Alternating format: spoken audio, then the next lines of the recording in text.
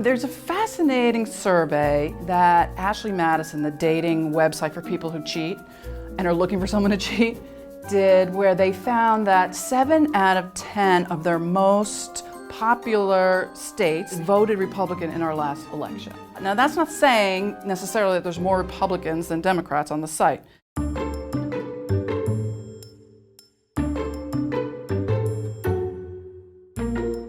There's a lot of reasons that people cheat, or there are a lot of reasons that people look for an outside relationship. I think what it's safe to say is that people who grow up in politically conservative households, there's a tendency to be religiously conservative and sexually conservative. And in our society today, being sexually conservative means there's very little sexual education and we don't talk about sex. And there is a direct connection between households that don't talk about sex and repress sexuality and sexual expression and acting out. You know, what is hidden many times gets acted out. The study also shows that people will date people that have different religious views and that live in different places and that like different rock and roll, but they will only date someone that has the same political affiliation. So Republicans stick to Republicans and Democrats stick to Democrats. We as a country are becoming more polarized romantically and politically, and that is also creating this judgment and morality around who's right, who's wrong, who's good, who's bad.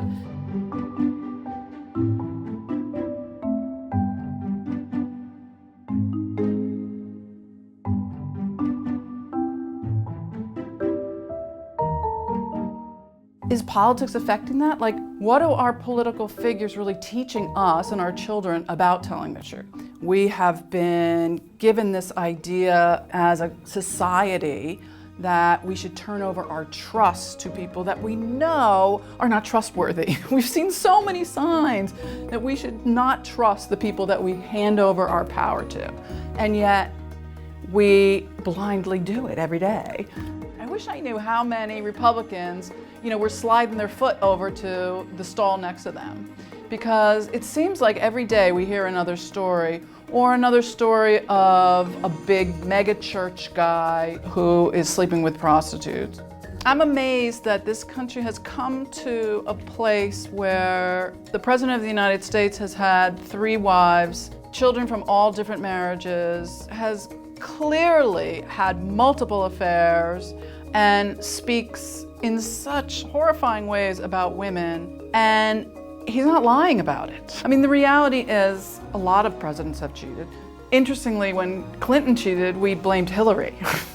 And the focus was all on Hillary. How could you stay with him? Why would you do this? I think a lot of that worked against her in the elections. Her husband had cheated on her.